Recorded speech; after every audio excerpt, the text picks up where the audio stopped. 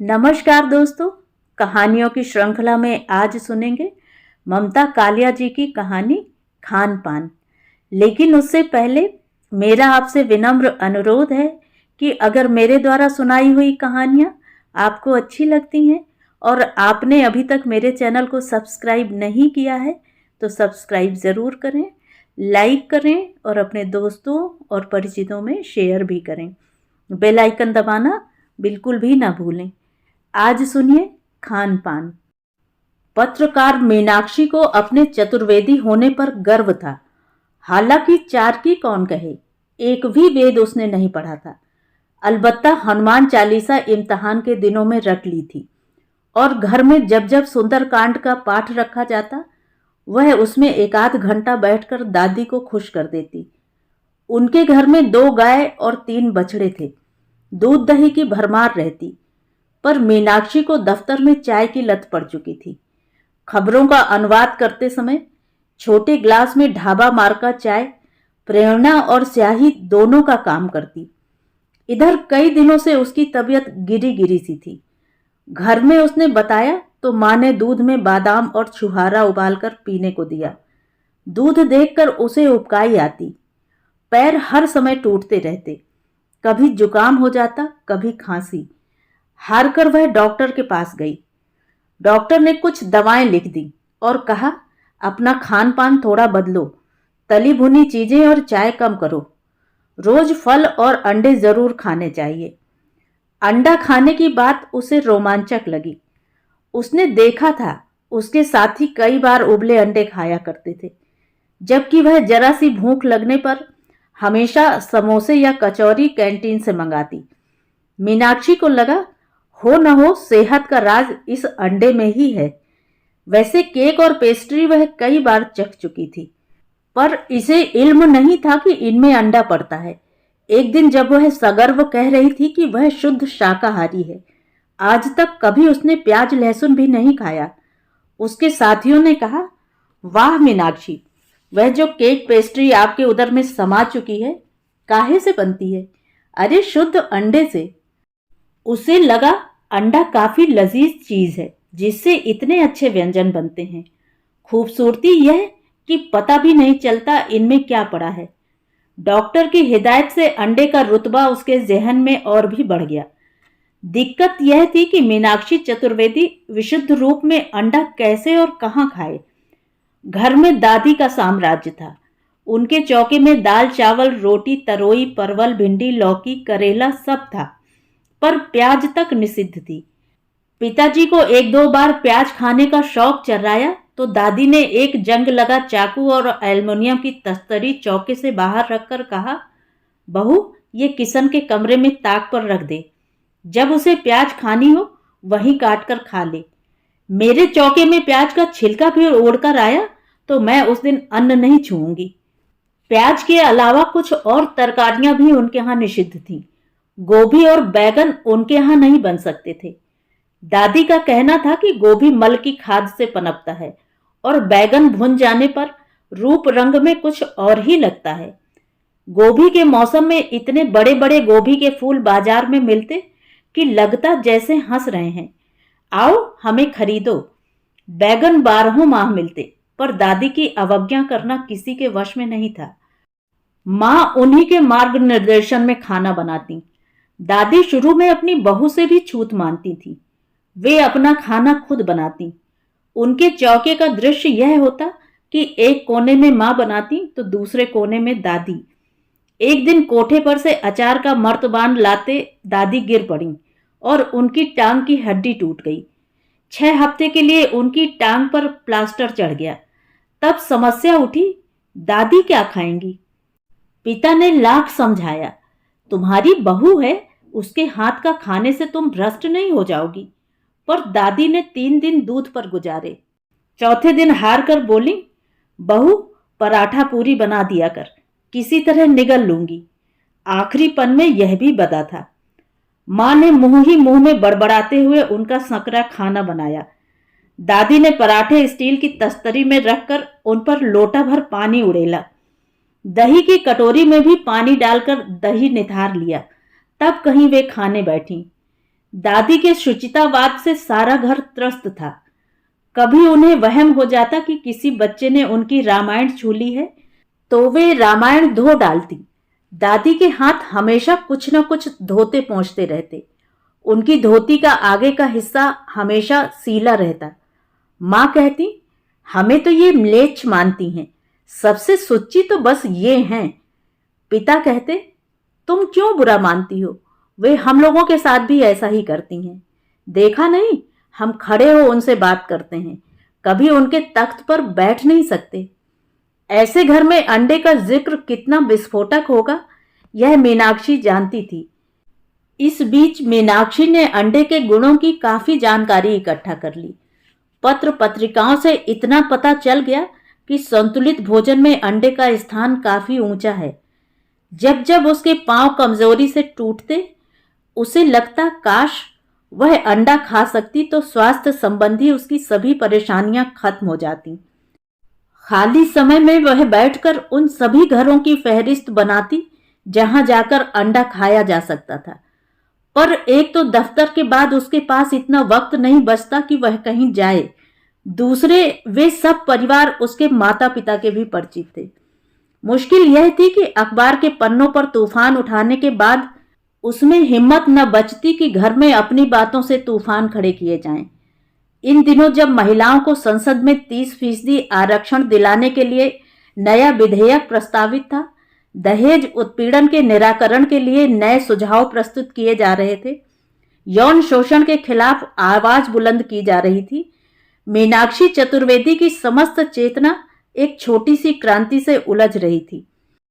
आसपास के कई घरों में खान पान की विधि और विन्यास में परिवर्तन आते गए थे, खुल्लम खुल्ला नहीं तो दबे ढके तरीके से।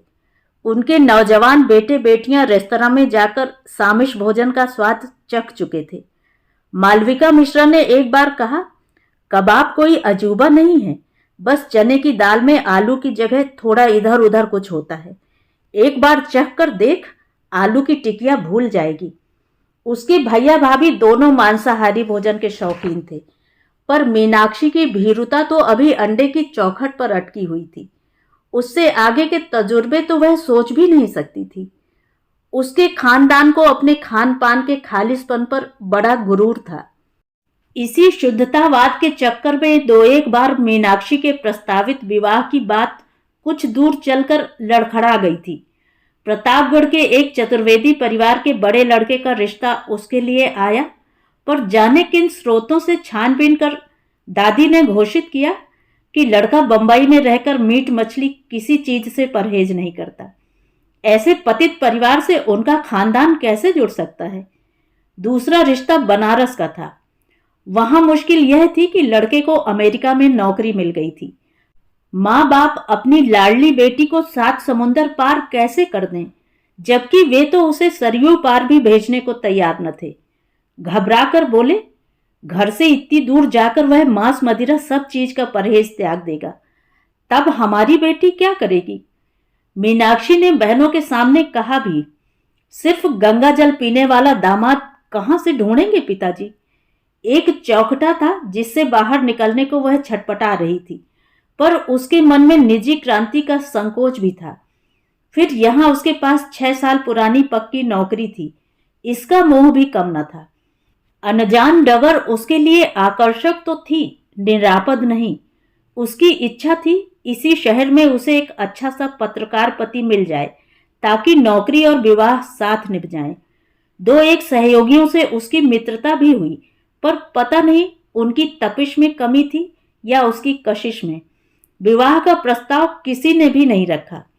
उसकी सहेली विभा उसे छेड़ती, तुम्हारे मम्मी पापा शाकाहारी के चक्कर में तुम्हें सन्यासी बना देंगे।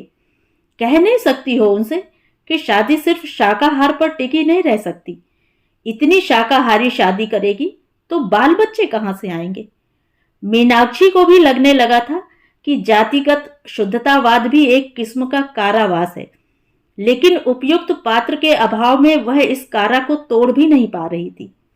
प्रेस कॉन्फ्रेंसों में उसके पुरुष साथी शान से शराब कबाब उड़ाते, जबकि महिला साथी बस ठंडी बोतल पीकर नोट्स लेकर आ जाती।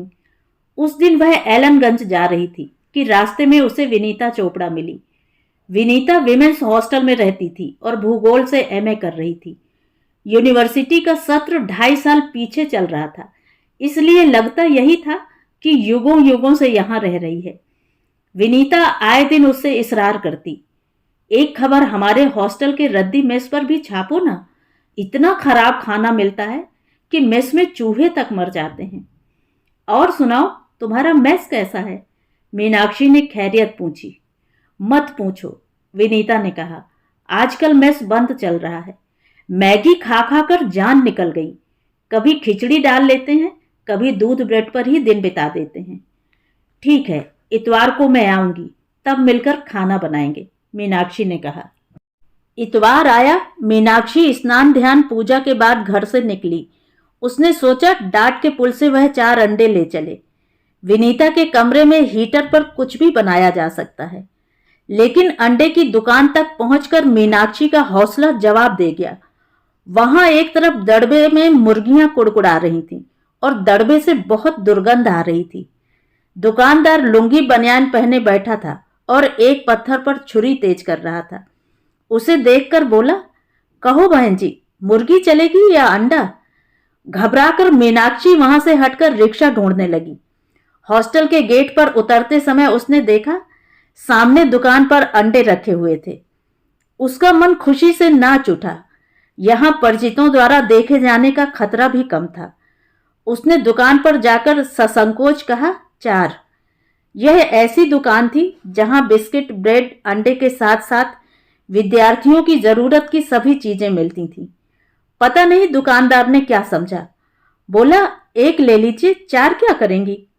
और उसने सैनिटरी नैपकिन्स का एक पैकेट पेश कर दिया। मीनाक्षी घबरा गई। शर्म और गुस्से से उसने कहा, समझ में नहीं आता, अंडे मांग रहे हैं। दुकानदार ने फौरन गलती सुधारी, माफ कीजिए, लड़कियां ज्यादातर यही खरीदने आती हैं। उसने कागज के लिफाफे में 4 अंडे डालकर काउंटर पर रख दिए।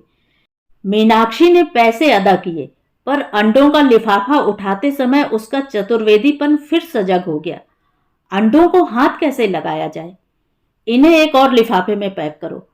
दुकानदार ने एक और लिफाफे में अंडों का पैकेट डाल दिया। प्लास्टिक की थैली दो। अब तक दुकानदार को मीनाक्षी के सीढ़ीपन का अंदाजा लग चुका था। उसने आज्ञा का पालन किया और उसकी तरफ पीट कर टीवी पर नजर गड़ा दी। मीनाक्षी B18 तक जाते हुए मन ही मन बातचीत का नक्शा बनाती गई। वह विनीता से कहेगी, चलो आज अंडे खाए जाएं। विनीता कहेगी, ऐसा करते हैं, खिचड़ी बना लेते हैं, अंडे लेने कौन जाए? मीनाक्षी कहेगी, मैं खिचड़ी बना देती हूं, तुम ऑमलेट बनाओ, ये मैं चलते चलते खरीद लाई थी। विनीता 3 अंडे भी खा ले तो कोई बात नहीं, एक उसे मिलेगा ना।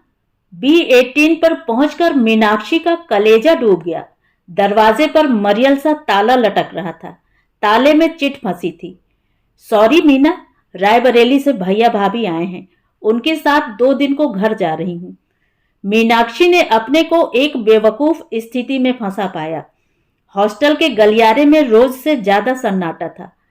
अंडों का पैकेट लिए लिए वह फाटक तक आई, पर दुकानदार की बदतमीजी याद कर उसकी अंडे वापस करने की इच्छा न हुई। उसने वहीं लिफाफा फेंक दिया। अंडे फूटने की हल्की सी आवाज आई, चट। हालांकि 10:30 ही बजे थे। धूप चटक थी। सड़क के परली पार एक रिक्शा दिखा तो मीनाक्षी हड़बड़ी में सड़क क्रॉस करने लगी। उसके पास से दन्नाती हुई एक जीप निकली, जिसका ड्राइवर बाहर मुंह निकालकर चिल्लाया, मैडम, होश में चला करो।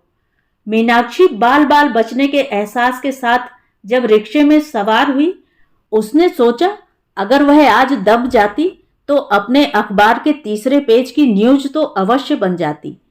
यानी भाग्य में आज ना अंडा था न मौत।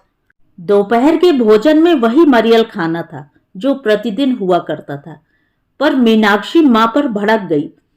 सुबह 6 बजे से चौके में घुसी रहकर यह बनाया है आपने? इतने अखबार मैगजीन आते हैं, कभी पलट लिया करो, नए तरीके से कुछ पका लिया करो। पर नहीं, पकेगा वही जो 1940 से पकता आया है। मां तिनतिना गई। सुबह अपना हुक्म सुना दिया करो, क्या खाना है? मैं अकेली चौके में मरूं। यह तो नहीं होता कि इतवार को मेरा हाथ बटाए। सारी उम्र गुजर गई चूल्हे के आगे। मीनाक्षी खाने का नाम कर उठ गई। उसने पढ़ने के लिए उपन्यास उठाया। मन नहीं लगा। उसे याद आया वह बहुत दिनों से मिसेस सहाय से नहीं मिली। उनके घर जाया जा सकता है। उसने तय किया शाम की चाय उनके साथ पी जाए। 4 बजे वह फिर घर से निकली। सुबह पहनी हुई साड़ी मुचड़ी हुई लग रही थी। दूसरी पहनी और सोचा आज बिना बात 2 साड़ियों का कलफ खराब हो गया।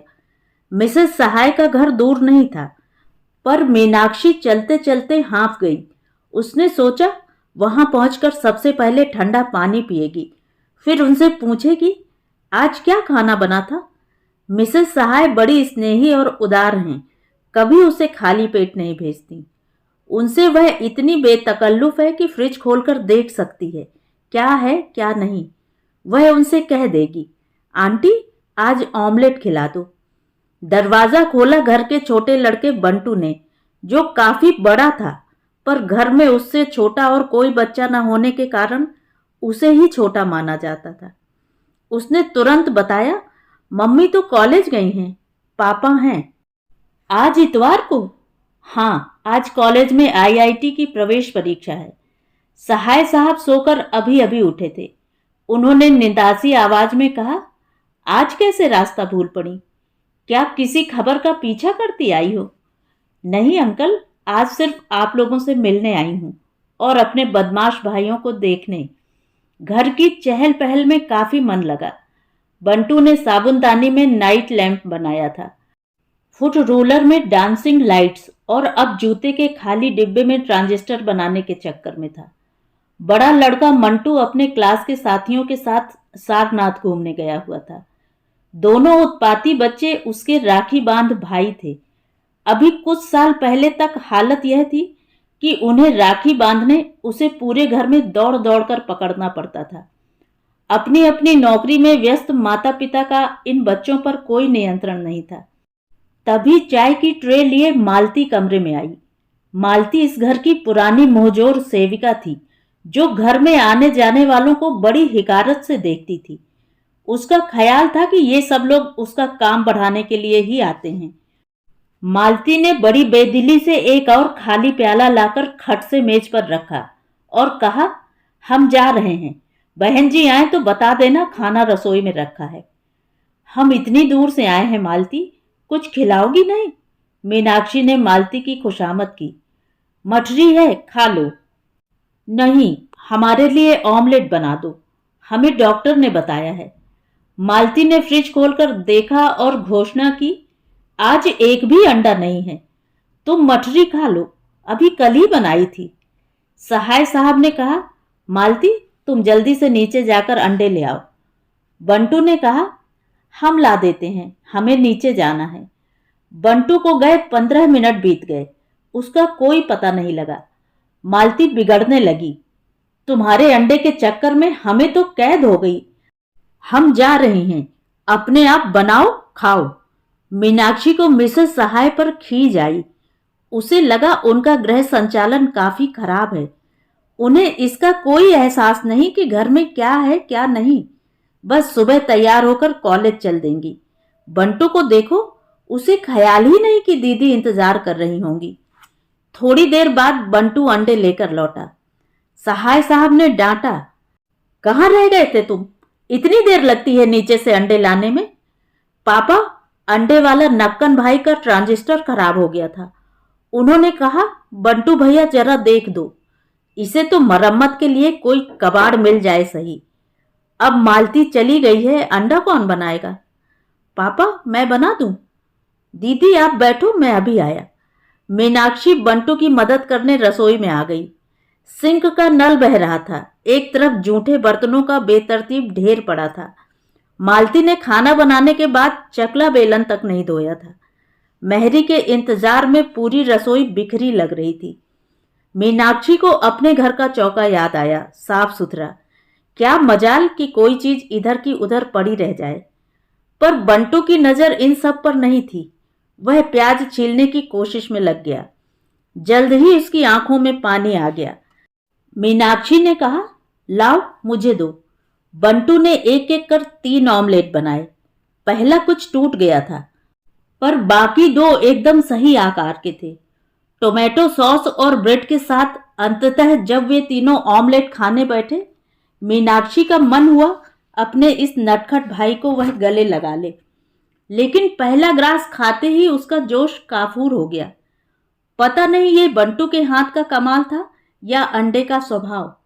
ऑमलेट निहायत फीका, सादा और लिबलिबा लग रहा था।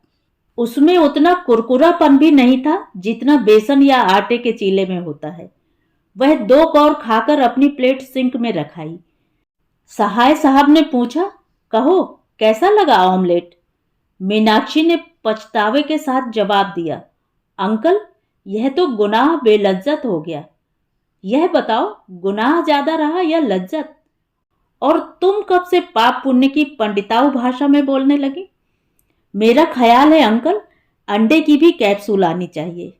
मुझे याद है हमें बचपन में माँ कैसे कॉड लीवर ऑयल चम्मच भर भर कर पिलाया करती थी। उसमें उनका ब्राह्मणत्व तो खंडित नहीं होता था। दादी भी उसे दवा मानती थी। दवा के नाम पर हम लोग शेर का कलेजा भी खा सकते हैं। पर सच्ची अंकल, हैं हम सब गीदड़ ही। मीनाक्षी की सारी तलखी फूट पड़ी। वह कैसे सुनाती कि सुबह से इस अंडे ने उसे क्या क्या नाच नचाए, जबकि आज दिन भर का उसका स्कोर बस अंडा ही रहा। तो ये थी कहानी। कहानी आपको कैसी लगी कमेंट करके जरूर बताएं।